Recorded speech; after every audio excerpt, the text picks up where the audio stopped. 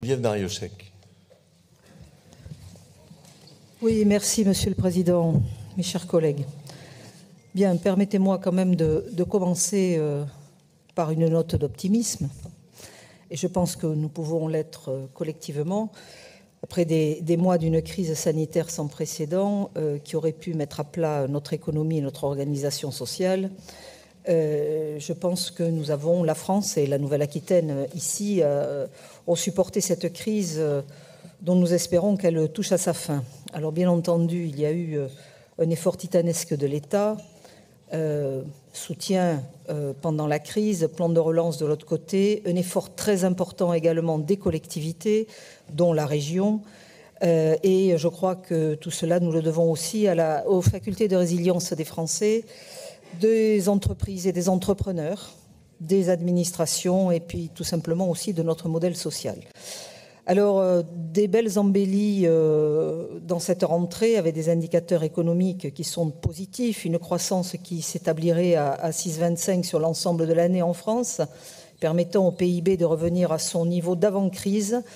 Un redémarrage qui se traduit par plus de 500 000 créations nettes d'emplois en 2021, soit bien plus des 300 000 perdus en 2020. Un taux de chômage qui, sur le plan national, atteindrait 7,6% de la population active, dans notre région actuellement à 7,2% et dans certains territoires encore beaucoup moins. Et je crois que donc ces bonnes nouvelles résultent bien sûr d'une conjonction de facteurs. Et je veux rappeler bien sûr les 47 milliards d'euros qui ont été engagés en France au titre du plan de relance, dont 3 milliards pour la seule Nouvelle-Aquitaine. Bien sûr, ce combat n'est pas gagné et la région doit être particulièrement attentive, et vous l'avez signalé, Monsieur le Président, au sujet qui nous interpelle, la pénurie et le coût des matières premières, qui peut devenir un facteur déstabilisant pour notre entreprise, le coût de l'énergie qui résulte d'un mouvement mondial et qui dépasse les enjeux de notre Assemblée. Un facteur qui se retrouve dans de très nombreuses activités professionnelles et vous le savez bien, c'est les énormes difficultés à recruter actuellement.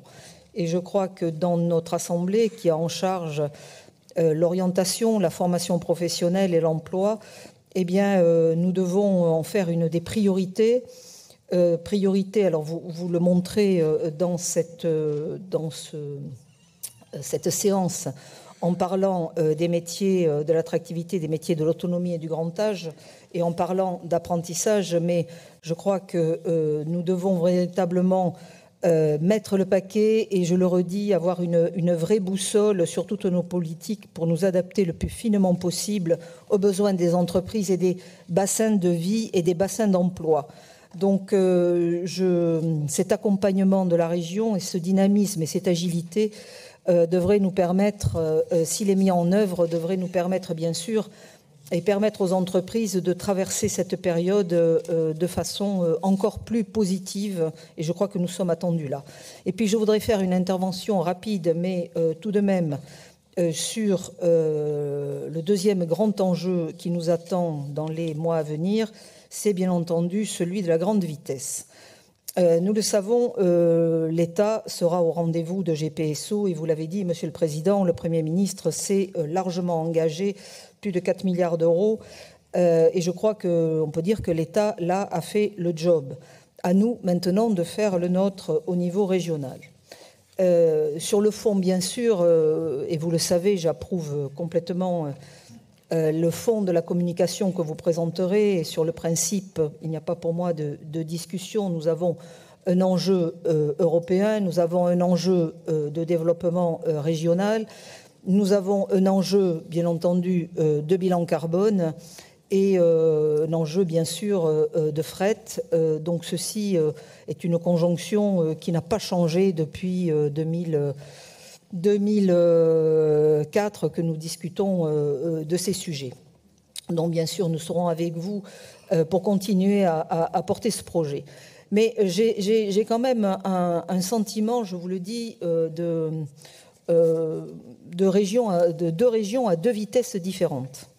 D'un côté, nous avons la région Occitanie qui, elle, est prête à délibérer. Une présidente qui a su fédérer autour d'elle nombre de collectivités, aujourd'hui unanimes, tant sur le principe d'un cofinancement que sur des montants dévolus à chacun. Des collectivités nombreuses qui vont bien au-delà des territoires traversés. Une région Occitanie qui est moteur avec une annonce importante d'1,2 milliard de la part de la présidente de région qui donne l'exemple en assumant complètement sa compétence et sa capacité financière. Et en plus, qui a d'ailleurs une autre ligne à grande vitesse sur son territoire, qui est la Montpellier-Perpignan.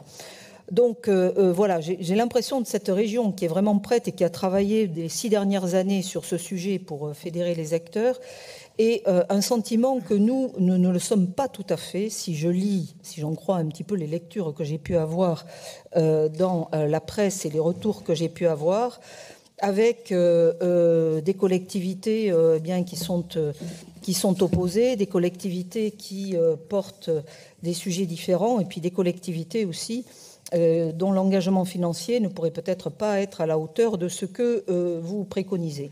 Alors moi, je crois qu'on a quelques enjeux. Le premier, c'est d'affirmer que GPSO, c'est Bordeaux-Toulouse et Bordeaux-Dax, inséparables, mais ça, je crois que vous le faites. Le deuxième, quand même, c'est de tirer les leçons des financements de la Tour Bordeaux, avec une inéquité flagrante dans ce financement, des collectivités qui ont été engagées, qui n'ont jamais participé au financement, donc il ne faut plus que cela existe.